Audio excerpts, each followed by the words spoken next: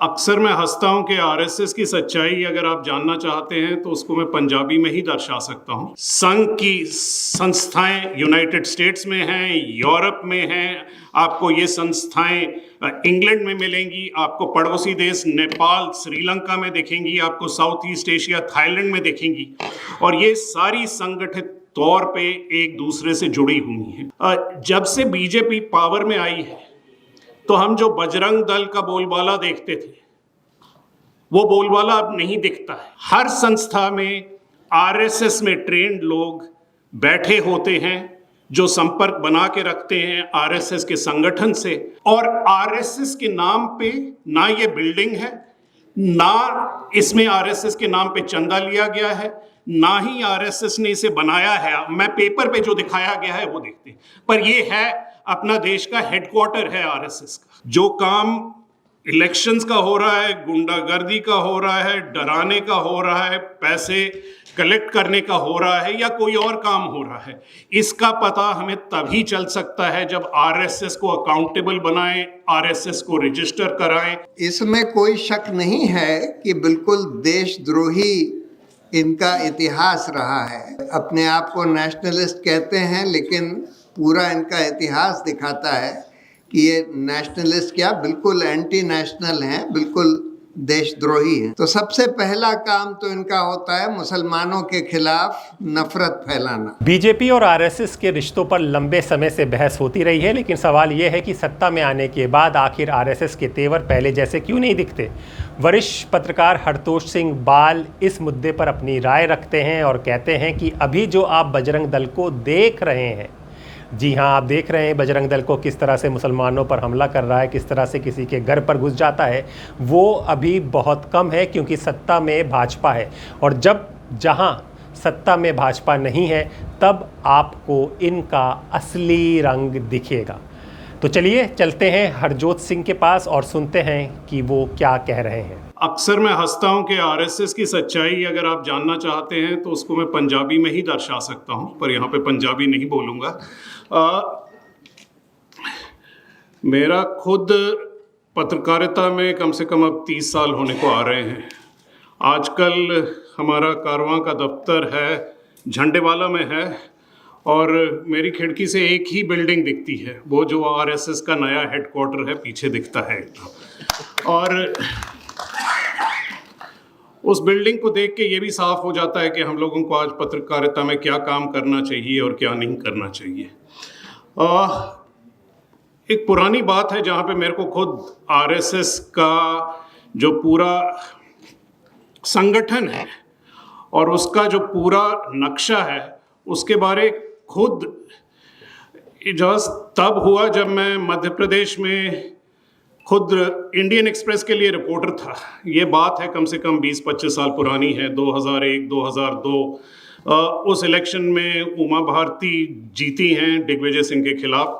उस इलेक्शन के पहले संघ के अलग अलग जो संगठन हैं उन्होंने उस प्रदेश में अलग अलग तरीके से अपने काम से, मैं 2 या 3 चीज़ों का वहाँ पे जिक्र कर सकता हूँ। एक तो कमाल मौला मस्जिद भोजशाला जो है, जो विवाद चल रहा है, उसको लेके एक अभियान शुरू हुआ, जिस अभियान को लीड किया एक संस्था थी जिसका नाम था हिंदू जागरण मंच।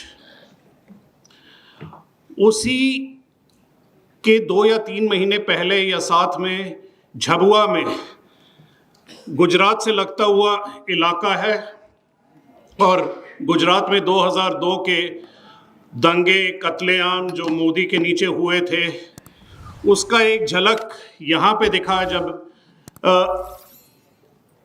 आदिवासी, भील आदिवासी जो क्रिश्चियन बन चुके थे उनके ऊपर जो अटैक हुए हैं उसको संगठित रूप से वहाँ पे देखते हैं तो वनवासी कल्याण परिषद और सेवा भारती के अलग अलग ऑर्गेनाइजेशंस वहाँ पे काम कर रहे थे।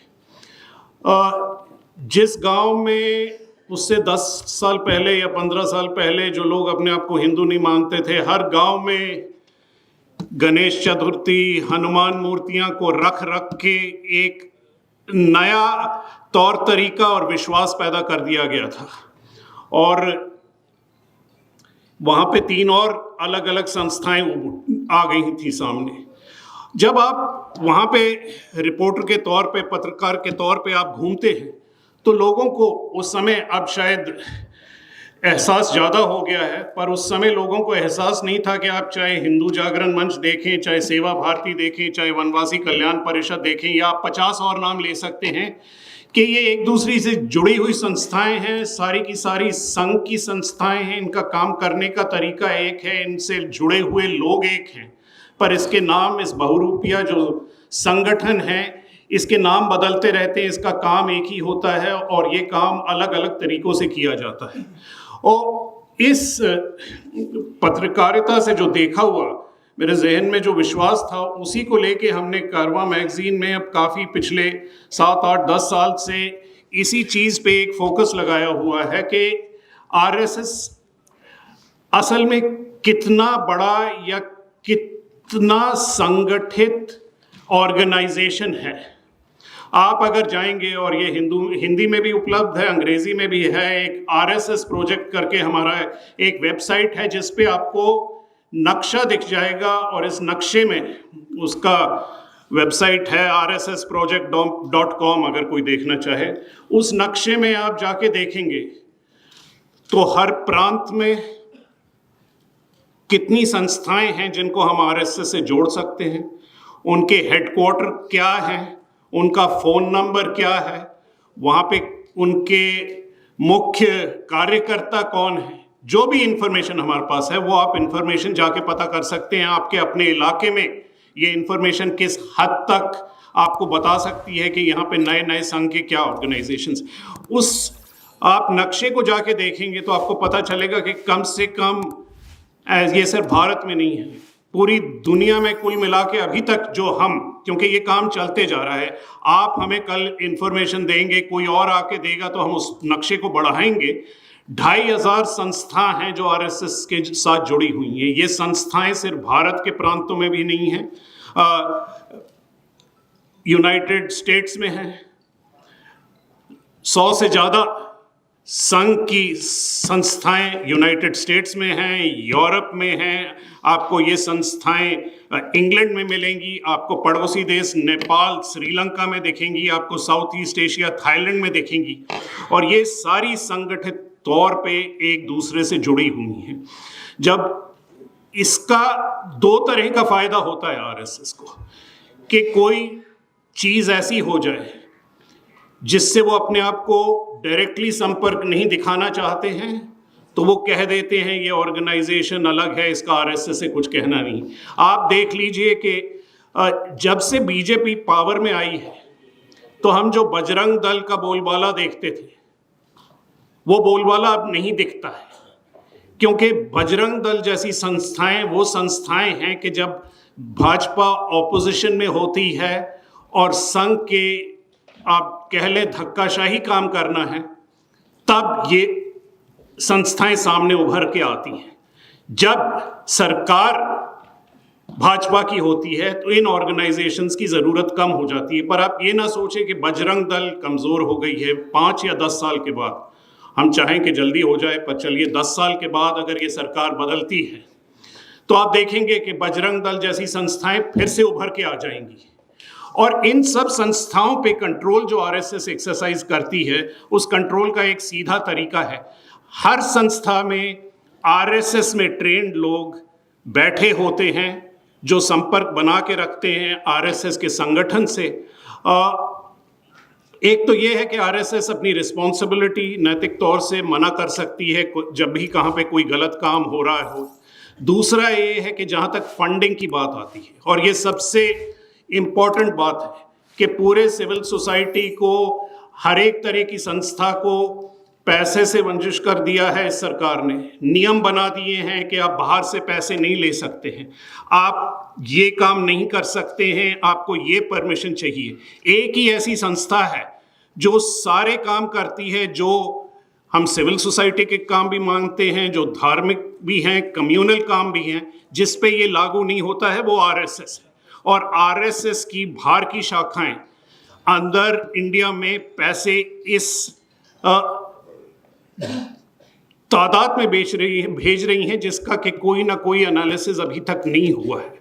ये जो बाहर बैठी संस्थाएं हैं विश्व हिंदू परिषद की, वहाँ पे पैसे इकट्ठा कर रही हैं, वापस इंडिया में भेज रही हैं। इस पैसे का इस्तेमाल हो रहा है, चाहे छोटी जगहों में स्कूल चलाई जाएं जहाँ पे कम्युनल तौर तरीके सिखाए जाएं।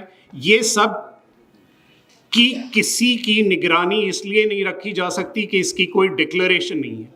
जिस बिल्डिंग की मैंने बात शुरू की थी कि हमारी खिड़की से दिखती है आरएसएस का हेडक्वार्टर, उस पे हमने पूरी कहानी की है यही पता करने के लिए कि इस बिल्डिंग को बनाया किसने है, इसको बनाने का पैसा कहाँ से आया है और इसके पीछे कौन है। आप इस बात का भी पता इस देश में नहीं कर सकते। 10 अलग अलग संस्थाएं रजिस्टर्ड हैं जिसने अलग अलग चंदे इकट्ठे किए हैं, जिसने अलग अलग से लोगों से कुछ कंट्रीब्यूशन लिए हैं, और आरएसएस के नाम पे ना ये बिल्डिंग है, ना इसमें आरएसएस के नाम पे चंदा लिया गया है, ना ही आरएसएस ने इसे बनाया है। मैं पेपर पे जो दिखाया गया है वो देखते हैं, पर ये है अपना देश का हेडक्वार्टर है आरएसएस का। ये जो नक्शा हमने बनाया है इससे आज साफ पता चलता है कि आप जो चीजें छुपा के रखते थे, जैसे CSR मनी होता है, बड़ी बड़ी हमारी कंपनियां हैं इस देश में, बड़े बड़े कॉरपोरेट्स हैं, आप उनको एक रकम हर साल CSR के तहत पे भार देनी होती है। अब इस नक्शे से अगर हम मिलाएं तो हमें पता चलता है किस हद तक कॉरपोरेट इंडिया से आरएसएस की तरफ फंडिंग जा रही है। पर फंडिंग उस तरह की ऑर्गेनाइजेशंस को जा रही है जिसका नाम ना आपने सुना है ना मैंने सुना है। उसका नाम हम CSR लिस्ट में देखेंगे तो ये कह ही नहीं सकते कि ये फंडिंग आरएसएस को जा रही है। तो तभी आरएसएस को रजिस्टर करना, उसके हर जो छोटी ऑर्गेनाइजेशन है उनका नाम उभार करके बाहर लाना, उसको एक कड़ी में जोड़ने से ही हमें पता चलेगा कि आरएसएस कहाँ पे क्या काम कर रही है, आरएसएस को पैसे कौन दे रहा है, ये पैसे कितने आ रहे हैं। जो अकाउंटेबिलिटी छोटे सी ऑर्गेनाइजेशन की होती है, जो अकाउंटेबिलिटी हमारी अकेले की होती है, हम टैक्स फाइल करते हैं, हमसे सरकार पूछती है ये पैसे कहाँ से आ रहे हैं, ये अकाउंटेबिलिटी दुनिया के सबसे बड़े NGO, ये लफ्ज़ मोदी जी के हैं, उसके ऊपर ये अकाउंटेबिलिटी नहीं लागू करती है। और हमारे सामने ये सबसे ज़रूरी काम है कि अगर हमें ये समझना है कि भाजपा की ये जो बड़ी इलेक्टोरल मशीन है, ज़मीन पे जो काम हो रहा है, जो काम इलेक्शंस का हो रहा है, गुंडागर्दी का हो रहा है, डराने का हो रहा है, पैसे कलेक्ट करने का हो रहा है या कोई और काम हो रहा है, इसका पता हमें तभी चल सकता है जब आरएसएस को अकाउंटेबल बनाएं, आरएसएस को रजिस्टर कराएं, आरएसएस से हम अकाउंट्स माने, आरएसएस को सामने पब्लिक में ट्रांसपेरेंट तौर पे एक ऑर्गेनाइजेशन की तरह खड़ा करें। तो ये आपने सुना। अब दूसरी तरफ वरिष्ठ अधिवक्ता प्रशांत भूषण एक और बड़ा सवाल उठाते हैं। उनका कहना है कि जब हर संगठन के लिए नियम है तो आरएसएस जुड़े बड़े संगठन के पंजीकरण को लेकर भी जवाबदेही क्यों नहीं होनी चाहिए। क्या सत्ता के साथ साठगांठ की भूमिका भी बदल जाती है या ये सिर्फ राजनीतिक धारणा है। हरतोष सिंह, बाल और प्रशांत दोनों अलग अलग पहलुओं से इसी बहस को सामने रखते हैं। तो दोस्तों, अब आप प्रशांत भूषण को सुनिए और समझिए कि क्यों रजिस्ट्रेशन ज़रूरी है और क्यों अब तक आरएसएस ने रजिस्ट्रेशन नहीं कराया। पहले तो मैं समाजवादी समागम को बधाई देना चाहता हूं कि उन्होंने इतने महत्वपूर्ण मुद्दे पर ये चर्चा रखी है, और फिर मैं प्रियंक खरगे जी को बधाई देना चाहता हूं कि उन्होंने ये मुद्दा इतने ज़ोर से उठाया है और इसको बिल्कुल पॉलिटिकल सेंटर स्टेज पर ले आए हैं कि आरएसएस कैसे बगैर किसी रजिस्ट्रेशन के इस तरह से फंक्शन कर रहा है इस देश में, और ख़ासकर कर्नाटक में जहां उनकी सरकार है। उन्होंने आपको पूरा आरएसएस की हिस्ट्री बता दी, किस किस तरह से उन्होंने देश के आज़ादी आंदोलन में सिर्फ हिस्सा ही नहीं लिया बल्कि उसको कुचलने की पूरी कोशिश करी। कैसे उन्होंने संविधान का बहिष्कार किया, मतलब इतनी सारी चीजें हैं। उन्होंने हमारे राष्ट्रीय ध्वज का बहिष्कार किया, तो इसमें कोई शक नहीं है कि बिल्कुल देशद्रोही इनका इतिहास रहा है। ये अपने आप को नेशनलिस्ट कहते हैं, लेकिन पूरा इनका इतिहास दिखाता है कि ये नेशनलिस्ट क्या, बिल्कुल एंटी नेशनल हैं, बिल्कुल देशद्रोही हैं। आज के कॉन्टेक्स्ट में अगर आज हम देखें कि आजकल ये लोग कर क्या रहे हैं, तो सबसे पहला काम तो इनका होता है मुसलमानों के खिलाफ नफरत फैलाना। और ये सारी जगह अपने लोगों से, अपने एसोसिएटेड संगठन जो हैं, विश्व हिंदू परिषद और फला हिंदू दल, धिमाका हिंदू दल, तरह तरह के इन्होंने संगठन अपने एफिलिएटेड बनाए हुए हैं। उनके थ्रू मुसलमानों के प्रति और ईसाइयों के प्रति नफरत फैला रहे हैं, जो कि हिंदुस्तान के कानून में एक सीरियस अपराध है। लेकिन इन लोगों को कोई पकड़ता नहीं, क्योंकि सरकारें इनकी होती हैं, हो गई हैं, खासकर केंद्र सरकार इनकी हो गई है। तो ये जितना भी अपराध करें, जितना भी नफरत फैलाएं, कोई इनको कानून के नज़र में जवाब नहीं ठहराता। उसके साथ साथ ये हिंसा भी फैलाते हैं, अपना लाठी और तलवार और त्रिशूल और हर तरह से प्रमोट करते हैं कि भाई मुसलमानों के खिलाफ तो हिंसा होनी चाहिए, उनको मार देना चाहिए। और इसी के चलते हुए आज हम देख रहे हैं कि सड़कों पर मॉब लिंचिंग वगैरह इतने, जब से बीजेपी सत्ता में है खासकर, तब से बहुत मॉब लिंचिंग वगैरह हो रही है पूरे देश में। ये सारे आरएसएस से एफिलिएटेड लोग ही हैं जो इस तरह की हिंसा, मॉब लिंचिंग वगैरह करते हैं। दूसरा इनका काम ये है कि मनुस्मृति को बढ़ाना है। कहते हैं कि हमारा तो संविधान मनुस्मृति है, जैसे आपको खरगे जी ने बताया। महिलाओं के खिलाफ, महिलाओं को कहना कि भाई वो तो बस पुरुषों की एक प्रॉपर्टी है, उस तरह की इनकी सोच है। कास्ट के बारे में भी कि दलित जो हैं उनको तो यहाँ हमारे पैर के तले रहना है, उस तरह की सोच फैलाते हैं। साथ में अभी तो एक जने निकले थे आरएसएस संगठन से, जिन्होंने खुलकर कई बयान दिए हैं, कई इंटरव्यूज़ दिए हैं, बताया है कि कैसे आरएसएस जो है बॉम्ब बनाने की बिल्कुल प्रशिक्षण देती है। और उस समय जब मुसलमानों को बदनाम करने के लिए ये सब कोशिश करी जा रही थी, इन लोगों के घरों पर भी बम एक्सप्लोड हुए हैं और इन्होंने बकायदा प्रशिक्षण दिया है, सिखाया है लोगों को कि तुम बम बनाकर यहाँ बम प्लांट कर दो और उसका हम जिम्मा मुसलमानों के ऊपर लगा देंगे। और ये करा भी गया है देश में।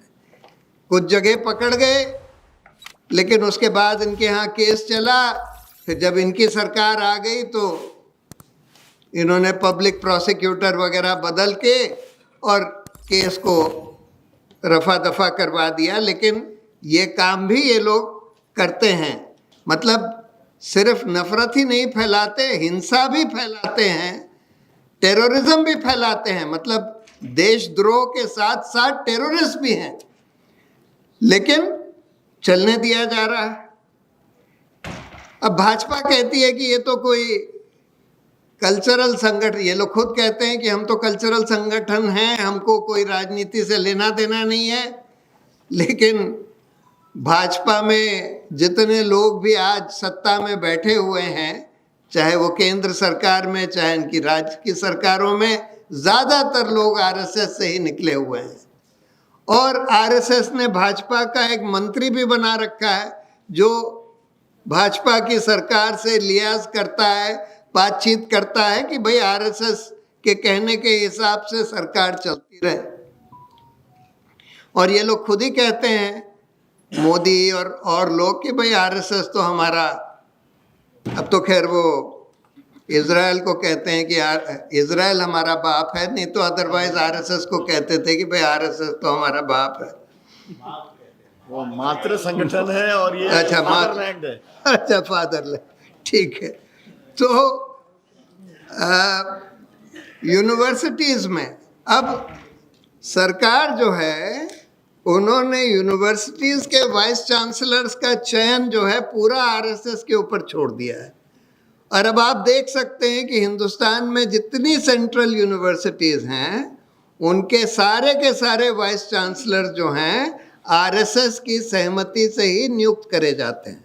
उसमें से कई वाइस चांसलर्स, कई केस तो मैंने ही किए हैं, कई वाइस चांसलर्स यूजीसी के रेगुलेशन के हिसाब से अनक्वालिफाइड हैं, उनको क्वालिफिकेशन नहीं है लेकिन फिर भी बना दिया गया है।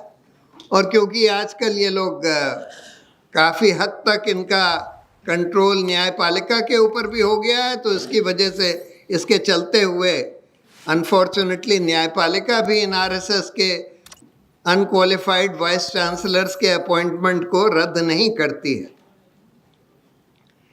एक आध चीज़ प्रियंक खरगे जी शायद कहना भूल गए कि इन्होंने अपनी किताबों में लिखा हुआ है कि हिटलर को कितना आदर करते थे, कितना प्रेज करते थे।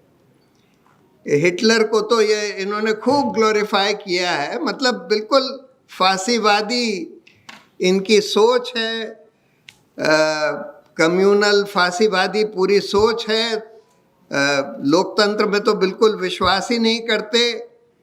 और अगर किसी ऑर्गेनाइजेशन, अगर ये रजिस्टर्ड ऑर्गेनाइजेशन होते, अगर किसी ऑर्गेनाइजेशन को हिंदुस्तान में बैन होना है तो आरएसएस को कायदे से बैन हो जाना चाहिए था। इन्होंने सिमी को, students Islamic movement of India, जो स्टूडेंट्स विंग था एक मुस्लिम ऑर्गेनाइजेशन का, जिसमें कोई ऐसी चीज़ नहीं थी कि जिसके आधार पर उनको बैन किया जाए, उसको बैन कर दिया, लेकिन आरएसएस को नहीं बैन किया।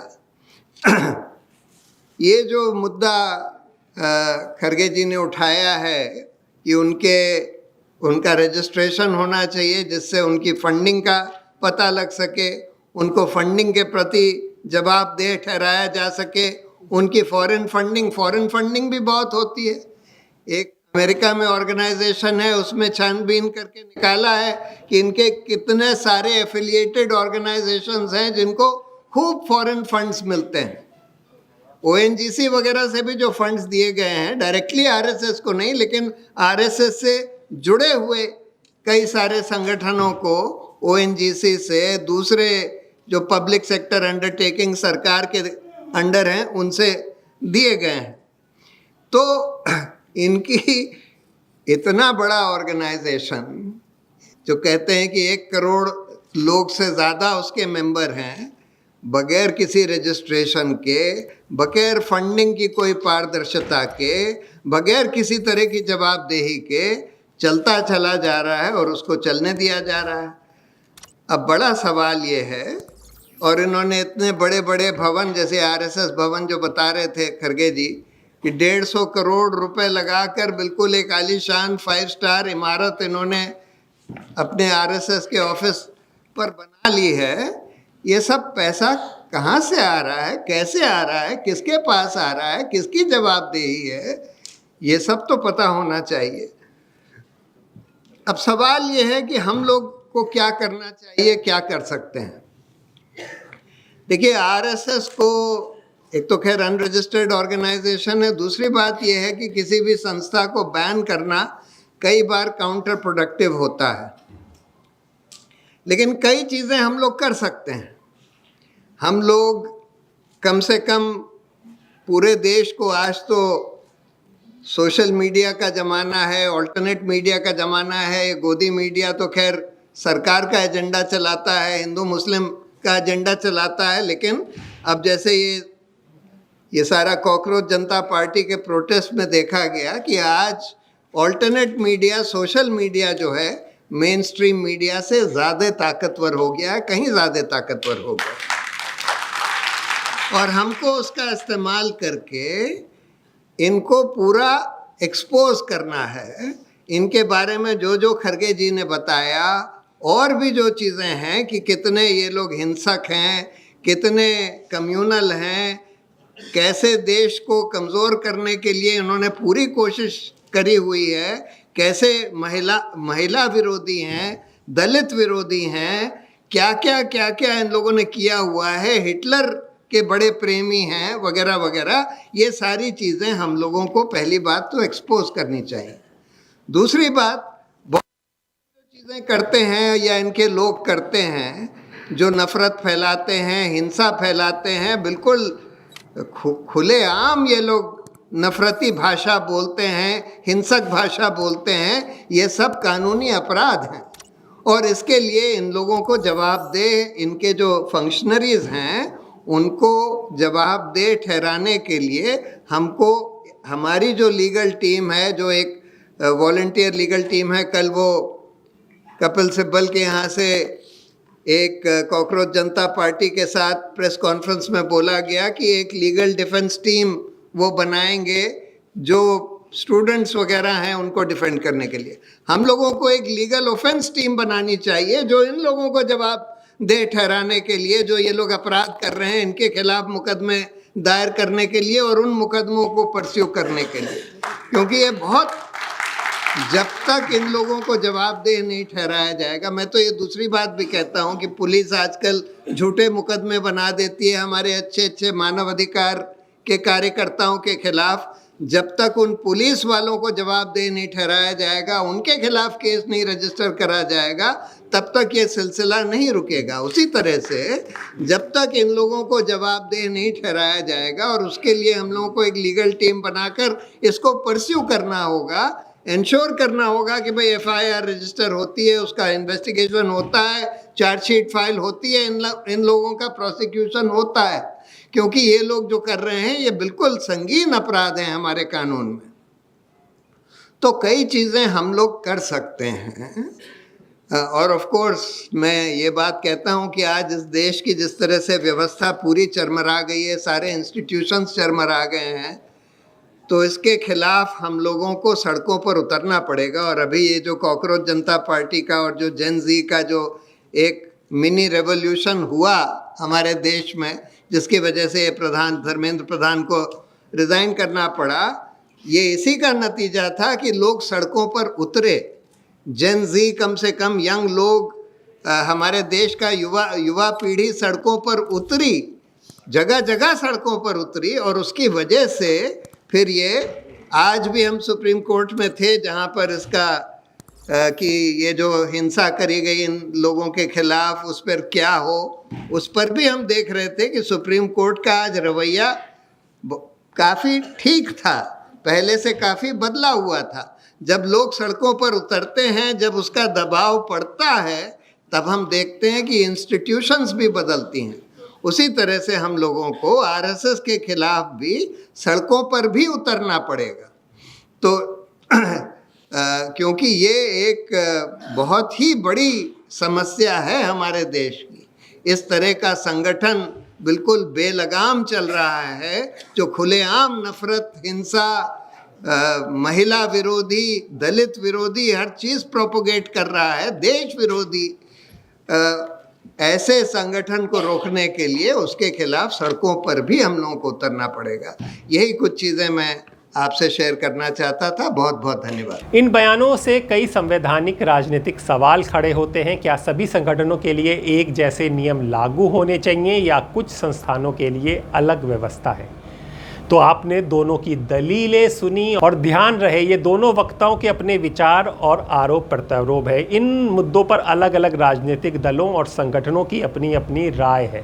तो ये हमें लगा कि ये आजकल का बहुत महत्वपूर्ण पहलू है। बजरंग दल जिस तरह से मुसलमानों की लिंचिंग कर रहा है, जिस तरह से हर जगह आप देखते हैं लव जिहाद को लेकर आ जाता है, लेकिन हरतोष सिंह का कहना है कि ये अभी तो बहुत कम है, शायद 5 और 10% भी नहीं है। लेकिन जब सत्ता में बीजेपी नहीं होती है, भाजपा नहीं होती है, तब इन लोगों को और ज़ोर से सपोर्ट किया जाता है और इससे बुरे हालात देश के कर दिए जाते हैं। वहीं प्रशांत भूषण ने भी हमें समझाया कि आरएसएस का क्यों रजिस्ट्रेशन होना ज़रूरी है। इतना बड़ा संगठन है, इतना बड़ा लेन देन है, इतनी बड़ी बिल्डिंगें हैं, ये सब कैसे बन रही हैं, कहीं तो जवाबदेही होगी। आप लोगों की क्या राय है हमें कमेंट बॉक्स में ज़रूर दें और इसी तरह की जानकारी जानने के लिए दासोतंत्र के साथ जुड़े रहें। दासोतंत्र।